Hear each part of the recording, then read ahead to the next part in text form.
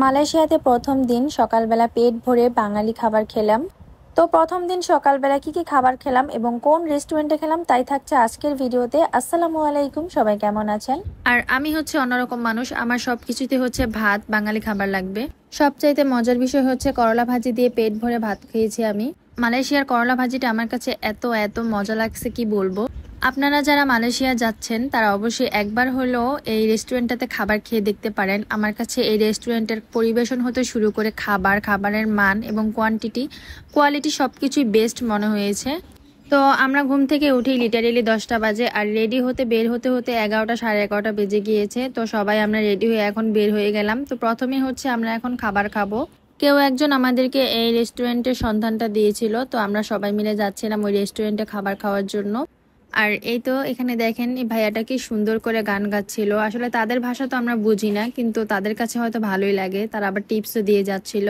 আর এই তো আমার হাজবেন্ড তো বিশাল ব্যস্ত মানুষ, তার 101টা ফোন আসবে। আর এই রাস্তা দিয়ে আমাদেরকে নিয়ে যাচ্ছিল, এত চিপা একটা রাস্তা। ওকে, এবার হচ্ছে আরেকটা কথায় আসি, কে কে আপনারা এই পিঠাঘরে খাবার খেয়েছেন মালয়েশিয়াতে অবশ্যই আমাদেরকে কমেন্ট করে জানাবেন।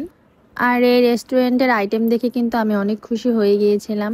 চলেন এবার আপনাদেরকেও দেখাই এখানে কি কি ছিল। তো এখানে প্রথমেই ছিল হচ্ছে পোলাও, তারপর এখানে ছিল কলিজা ভুনা, তারপর ছিল হচ্ছে বট। ভাবা যায় এখানে বটও পাওয়া যায়, আর বটটা কিন্তু খুবই মজার ছিল, খুবই মজার।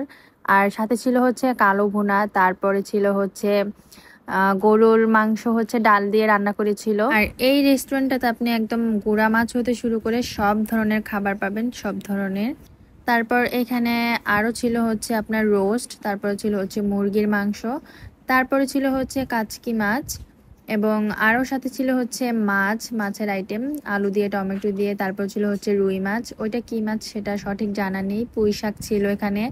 এখানে ছিল সবজি, তারপর ছিল লাউ চিংড়ি, করলা একদম মুচমুচে করে ভাজা ছিল, তারপর ছিল মিষ্টি কুমড়া, এবং তারপর ছিল হচ্ছে করলা চাকচাক করে ভাজি করা, তারপর ছিল মিক্সড ভেজিটেবল। মানে সব কিছুই ছিল এখানে। তো আমি আমাদের পছন্দ মতো কয়েকটা আইটেম অর্ডার করে তারপর এখন ভিতরে গিয়ে বসবো। আর এখানে কিন্তু মিষ্টি আইটেম ছিল ডেজার্ট হিসেবে, দইও ছিল। আর এই রেস্টুরেন্টটা কিন্তু অনেক ক্লিন ছিল এবং তাদের পরিবেশনটাও আমার কাছে খুবই ভালো লেগেছে। কয়েকজন আমাদেরকে বলেছিল যে এখানে নাকি প্রাইসটা বেশি, আর এখানে কিন্তু ফালুদাও পাবেন, বোরহানি পাবেন, সেমাই পাবেন ডেজার্ট হিসেবে, এবং স্ন্যাক্স হিসেবে কিন্তু সিঙ্গারা, তারপর আরেক কয়েকটা আইটেম ছিল। যাই হোক, এবার হচ্ছে আমরা খাবার অর্ডার দিয়ে তারপরে এখন আমরা আমাদের টেবিলে বসবো। তো ভিতরে এসে দেখলাম অনেক বড় একটা স্পেস ছিল এখানে। তো সবাই যার যার মতো এখানে খাবার খাচ্ছিল। আর বিশেষ করে ভালো লেগেছে এখানে হচ্ছে সব বাঙালি ভাইদেরকে দেখেছি, সবাই আসলে এখানে খাবার খেতে আসে। তো এই পিঠাঘর খাবার রেস্টুরেন্টটা কিন্তু খুবই ফেমাস। এবার হচ্ছে আমরা ওয়েট করতেছিলাম। তো আমার হাজবেন্ড আর হচ্ছে আমাদের সাথে এক মামা গিয়েছিল, উনি হচ্ছিল পরোটা অর্ডার করেছিল। তারপরে এখানে হচ্ছে মুরগির মাংস ছিল, গরুর মাংস ছিল, বট ছিল। তারপর আমি নিয়েছিলাম স্পেশালি হচ্ছে করলা ভাজি, করলা আমার খুব ফেভারিট। তারপর ছিল এখানে পুঁই শাক। আর এই আইটেমগুলো যে এত মজার ছিল, আর এখানে দেখেন অনেকগুলা দিয়েছিল কোয়ান্টিটি, মানে অনেক পরিমাণে, 2-3 জন পরিমাণে খাবার খেতে পারবে এমন।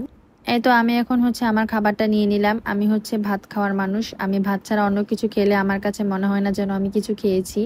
আমার মতো কে কে আছেন ভাত খেতেই হবে এমন। আমার হাজবেন্ড আমাকে বলে তুমি বিদেশে এসো কেন বাঙালি খাবার খাও, একটু ট্রাই করে দেখো। আর আমি বলি আমি যত কিছুই খাই না কেন, কিন্তু আমার তো ভাত খেতেই হবে, ভাত ছাড়া আমার চলবেই না। এই তো আমার বাচ্চাটাও এখানে রুটি খাচ্ছিল গরুর মাংস দিয়ে। তারপর হচ্ছে আমি এখানে বট নিয়েছিলাম, সালাদ নিয়েছিলাম। প্রথমে করলা ভাজি দিয়ে খেয়েছি, অনেক মজা লেগেছে। আর এই করলা ভাজিটা এত মজার ছিল, আমি তো একদম শুধু শুধুই খেয়ে ফেলেছি। তারপর নিয়েছিলাম হচ্ছে গরুর কালো ভুনা। খাবার খুবই মজার ছিল, অনেক মজার। যারা এই রেস্টুরেন্টে খাবার খেয়েছে একমাত্র তারাই জানে। আমি আপনাদেরকে রিকমেন্ড করব অবশ্যই মালয়েশিয়া গেলে এই পিঠাঘরে খাবার খাবেন, আপনাদের কাছেও ভালো লাগবে। আর এই তো আমাদের এক বাঙালি ভাই পরিচিত আমাদের এলাকারই, তো ওনার সাথে পরিচয় হলো। তারপর এই তো আমি হচ্ছে এখানে একটা চা নিয়ে নিয়েছিলাম, আর আমার হাজবেন্ড অর্ডার করেছিল ব্ল্যাক কফি। তো আমার ছেলে ব্ল্যাক কফি খেয়ে তার মুখের রিয়াকশনটা দেখেন। যাই হোক, আজকের ভিডিওটা এই পর্যন্তই। সবাই ভালো থাকবেন, সুস্থ থাকবেন। আল্লাহ হাফেজ। এবং ভিডিওটি ভালো লাগলে অবশ্যই লাইক কমেন্ট করে দিবেন।